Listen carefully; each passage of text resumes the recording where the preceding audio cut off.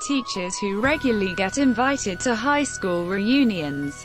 What are the most amazing transformations, common patterns, epic stories, saddest declines, etc. you've seen through the years? 8 of my 438 student graduating class 2009 have passed from opioid overdose. The reunion is this July. Not a teacher, but I went to my 10-year reunion. Back in high school we had a kid who has Asperger's and was a little weird. He was, however, amazing at the yo-yo, having picked one up during middle school when we had that yo-yo trick assembly.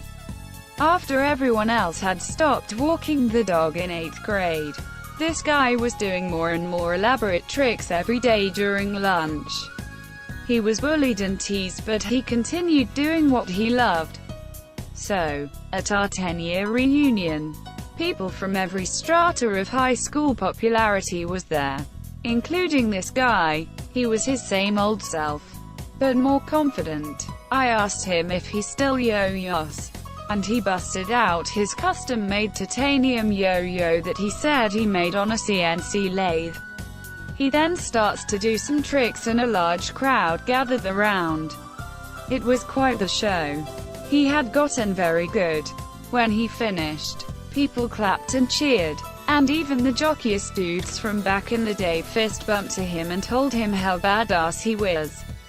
The most amazing transformation was everyone else. Nobody teased him for being who he was anymore. They now admired him for being so passionate about something. I'm a middle school teacher of over 10 years, so some of my students are high school and college graduates at this point. I'm happy to say that a good number of them have reached out to me to share life stories and updates. The one student that comes to mind was confidentially suicidal from a broken home with identity issues. She came to me for help, and we found spoken word poetry as an outlet for her emotions, anxiety and discovery of self-worth. She is currently returning to school to finish her associate's degree, and she was the first in her family to graduate HS. I get updates from her on my birthday each year. She still writes and performs spoken word poetry in her spare time. The dumb fucks that graduated my year of 2001 tried to organize our 10-year reunion in 2010. In high school I was pretty good friends with a guy that was a bit overweight, about 6 feet 4 inches, really smart and a bit nerdy. Lost track of him after high school, but saw him at our 10-year reunion. He was the talk of the reunion. Still tall, lost all the weight and was in great shape. Had long hair like Fabio and was a doctor. He showed up with a beautiful wife. He gave us his contact info and invited us to Atlanta to stay with him in his huge house. After the reunion I tried to get in touch. Contact info didn't work, and through some sleuthing I found out he was neither married nor a doctor.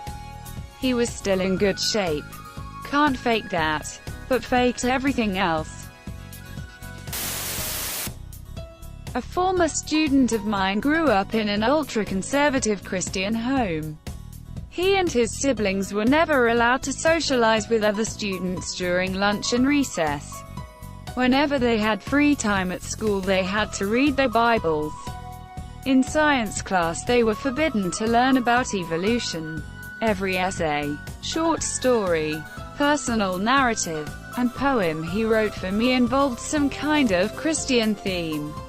When he graduated, he immediately enrolled in a big seminary in our area, and that was the last I heard of him until his class invited me to their 10-year reunion. This same kid showed up with sleeve tattoos, piercings everywhere, slamming beer after beer after beer and smoking like a locomotive. When I asked what he was doing now, he responded he currently was a bouncer at a strip club. I have a few. One guy was this star pupil. Smart, handsome, athletic, everything. Dating the head cheerleader. Some Hallmark movie shit. They leave, go off to college, and nobody thinks it'll go wrong. Come 10 years later, she divorced him, was given the house his late grandfather built in the divorce, and lived there with her new lover while he was in a hotel. 10-year reunion happens. He's deathly skinny and depressed. Sees the school, remembers the memories he had, goes home after reunion and kills himself, leaving behind 2 little girls. His ex got chased out of the community last year. Death threats against her and her lover. She's trying to get in contact with people now because the lover took her money and fled back to the Philippines, and she's homeless now.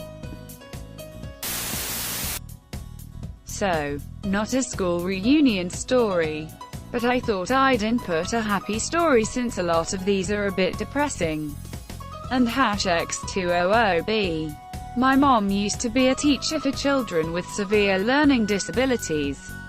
By severe, I mean the majority of students she taught could barely do anything for themselves. Now she's retired. But one day we were in the supermarket when a lady comes up to my mom and hugs her.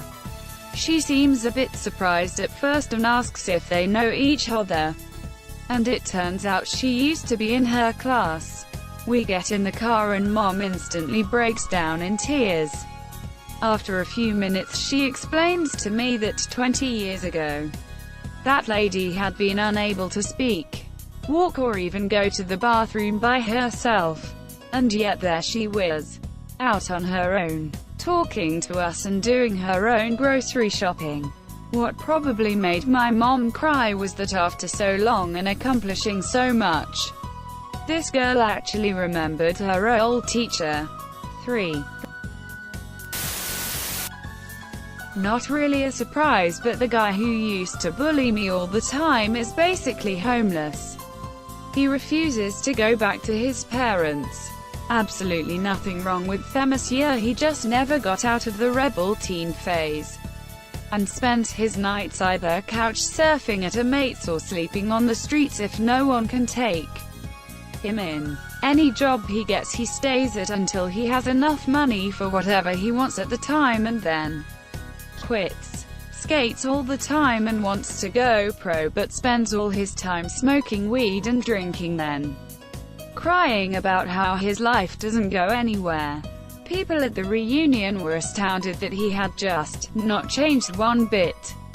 He still used the slang he used back then, and even tried to get to his old mates to tease me like they used to, but they didn't because they're all adults now with jobs and some even have kids. He was kicked out of the venue because he tried to pick a fight with the guy who laughed at him for how he was dressed. 30-year-old man dressed as a teenager. Do teachers get to go to high school reunions? That seems like a recipe for finding out if the English teacher really did have a dolphin tramp stamp. Edit. Apparently teachers are invited. Neat.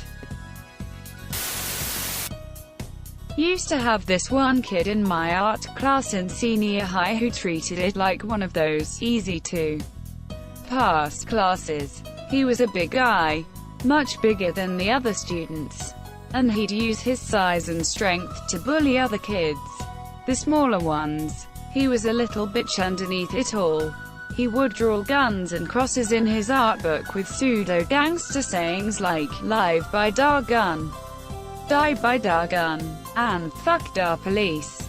You get the idea. Come reunion time, which was some 5 years later, he's found a girl who really reined him in and, kind of like a hunter taming a wolf, really turned him into a good man. They had a baby boy, and he's a responsible father and does yoga on the rocks by the beach. Complete 180.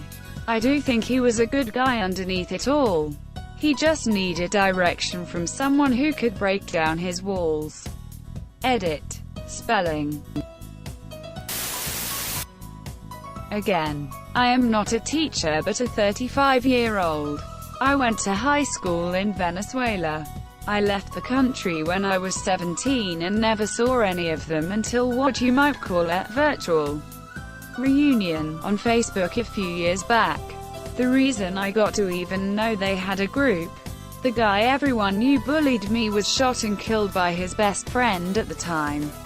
Apparently he kept being a bastard after graduating, and thus that was the end result.